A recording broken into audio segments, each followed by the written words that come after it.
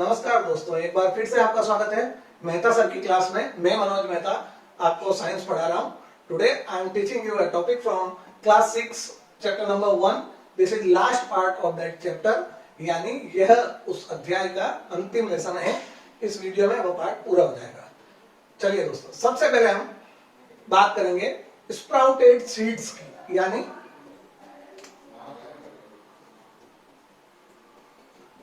Sprouted seeds, अंकुरित अनाज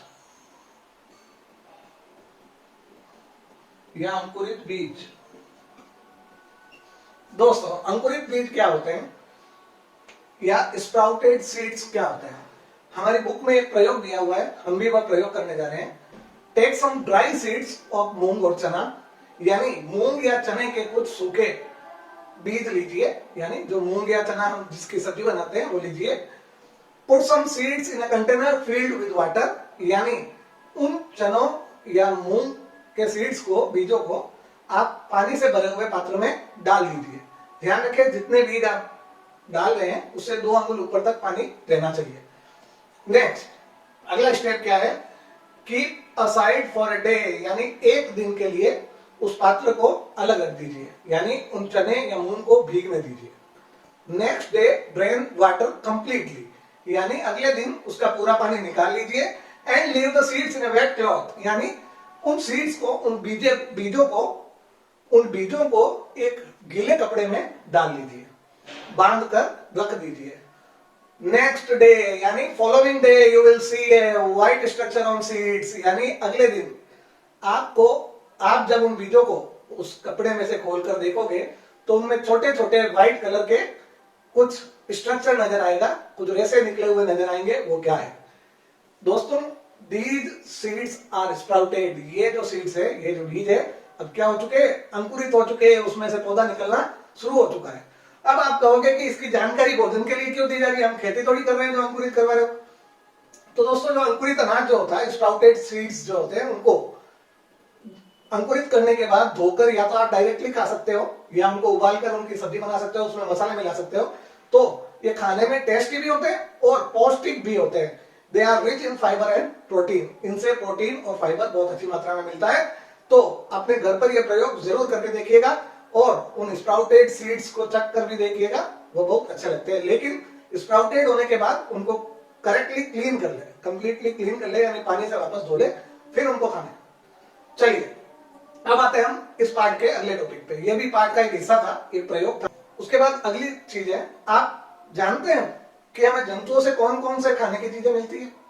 क्या आप बता सकते हैं कि which foods we get from animals? Yes, तो हम एनिमल से क्या क्या प्राप्त करते हैं? दूध, मक्खन? नहीं, दूध डायरेक्टली हम एनिमल से प्राप्त करते हैं, लेकिन मक्खन उसका सब प्रोडक्ट है, यानी उसका एक उत्पाद है। दूध से ही मक्खन बन रहा है, छाछ बन रही है, दही बन रहा है? तो सबसे पहले हम जंतुओं से डायरेक्टली क्या प्राप्त करते हैं? जानवरों से डायरेक्टली हम क्या प्राप्त करते हैं? यदि हम शाकाहारी हैं से कौन कौन से खाद्य उत्पाद प्राप्त करते हैं, यानी which food products we get from animals. तो हम कौन कौन से फूड प्रोडक्ट प्राप्त करते हैं एनिमल से?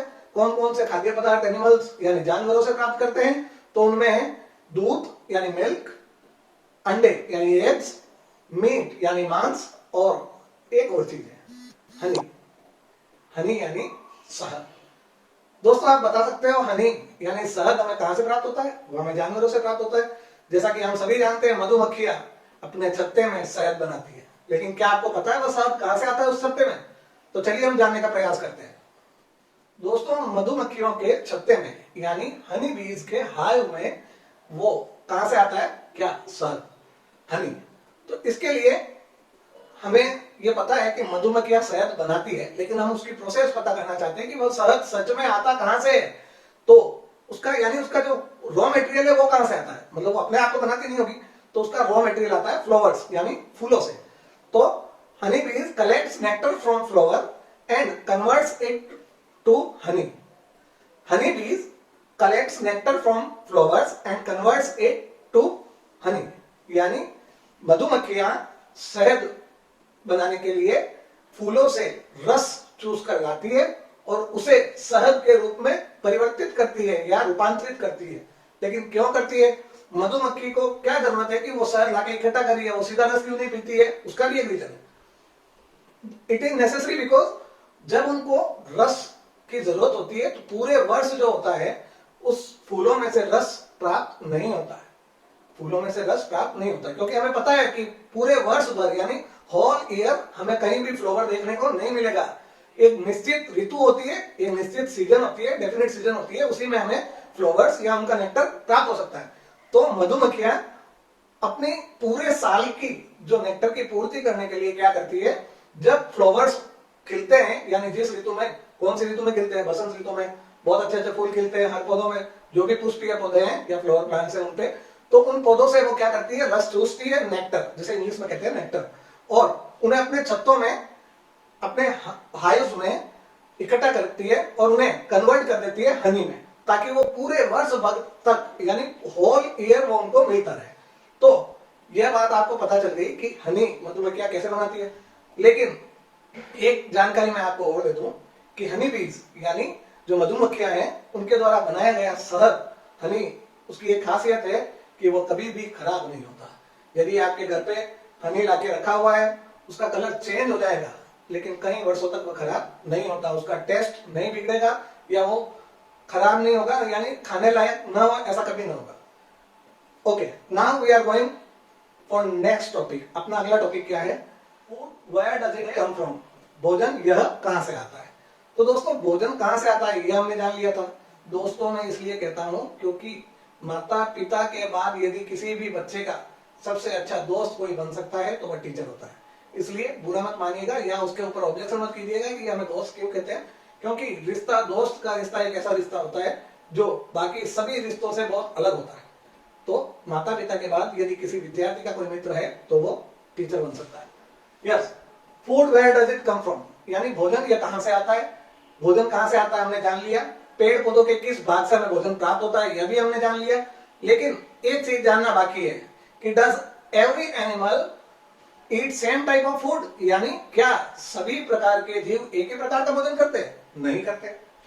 क्या सभी एक प्रकार का भोजन करते हैं? नहीं करते, क्योंकि कुछ जीव, कुछ जानवर, कुछ प्राणी ऐसे हैं जो सिर्फ पेड़ पौधों से प्राप्त चीजों को खाते हैं या पेड़ पौधों को खाते हैं, या कुछ प्राणी ऐसे हैं जो सिर्फ दूसरे जानवरों से प्राप्त भोजन खाते हैं या दूसरे जानवरों को खाते हैं, और कुछ ऐसे भी प्राणी, ऐसे भी जीव, ऐसे भी जानवर मौजूद हैं जो दोनों प्रकार की चीजें खाते हैं, यानी पेड़ पौधों से प्राप्त भोजन भी करते हैं और जानवरों को भी खाते हैं।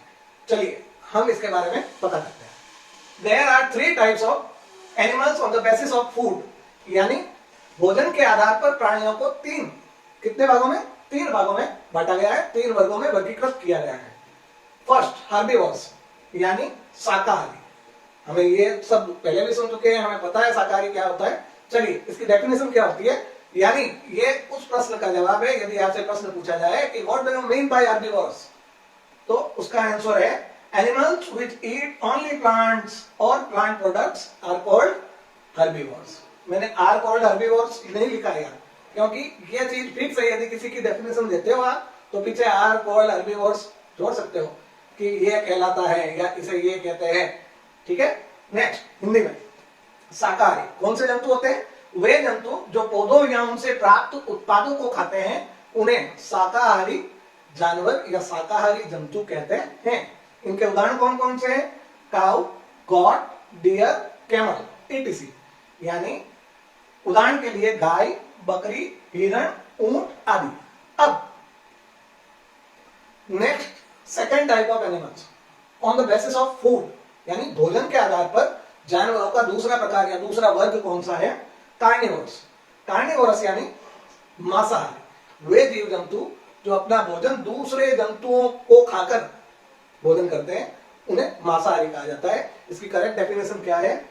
Animals which eat other animals are called carnivorous, यानी वे जानवर मांसाहारी, यानी वे जंतु या वे जानवर जो दूसरे जानवरों को खाते हैं मांसाहारी कहलाते हैं। अब मांसाहारी जानवरों के जो उदाहरण है वो भी एकदम इजी है। शेर, लायन, हायना, हायना यानी होता है लकड़बग्गा, लोमड़ी, लकड़बग्गा, सयाद, सियार, ये सब ऐसे जानवर है तो लगभग लगभग एक जैसे दिखते हैं, लेकिन इनकी बनावट में, शारीरिक बनावट में कुछ ऐसा अंतर होता है जो थोड़ा बहुत अंतर होता है, उससे पहचाना जाता है। तो लायन यानी शेर, हायना यानी लकड़बग्गा, फॉक्स यानी लोमड़ी, टाइगर यानी बाघ आदि। ये सभी जानवर क्या है? मांसाहारी है। एक बात मैं आपको और बता दूं कि हमने आज तक पढ़ा है फॉक्स, फॉक्स यानी लोमड़ी, लेकिन सही बात यह है कि फॉक्स जो है मेल है, यानी लोमड़ी का मेल वर्जन को फॉक्स कहा जाता है। लोमड़, लोमड़ को फॉक्स कहा जाता है, लोमड़ी को फॉक्सन कहा जाता है, FOXEN, लेकिन हम हमेशा से ही फॉक्स को लोमड़ी ही पढ़ते हैं। यस, नेक्स्ट, वैसे हम इंग्लिश नहीं साइंस पढ़ रहे हैं, लेकिन थोड़ी थोड़ी जानकारी दे देता हूं।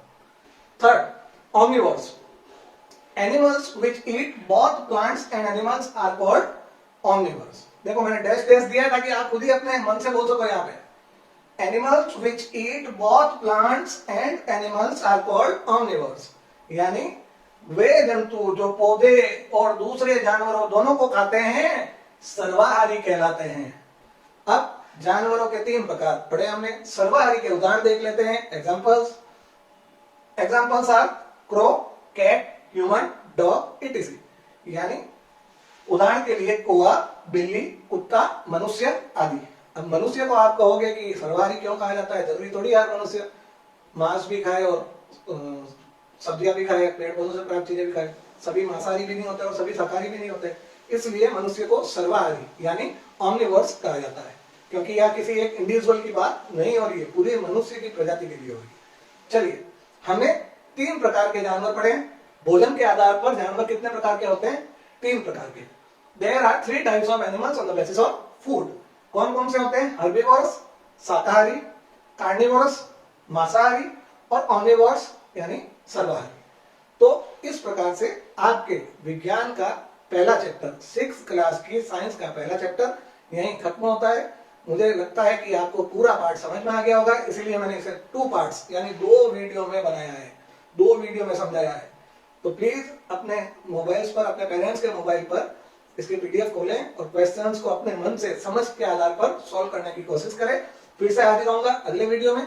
यदि आपको मेरी टीचिंग, मेरा चैनल, मेरे वीडियोस अच्छे लगे हो तो सब्सक्राइब करें। मैं ये नहीं कहता सब्सक्राइब करे ही, लाइक करे ही। यदि आपको मेरी टीचिंग अच्छी लगती हो तो मुझे लाइक करें, सब्सक्राइब करें और शेयर भी जरूर करें अपने सहपाठियों के साथ, अपने दोस्तों के साथ। तब तक के लिए धन्यवाद। Good bye.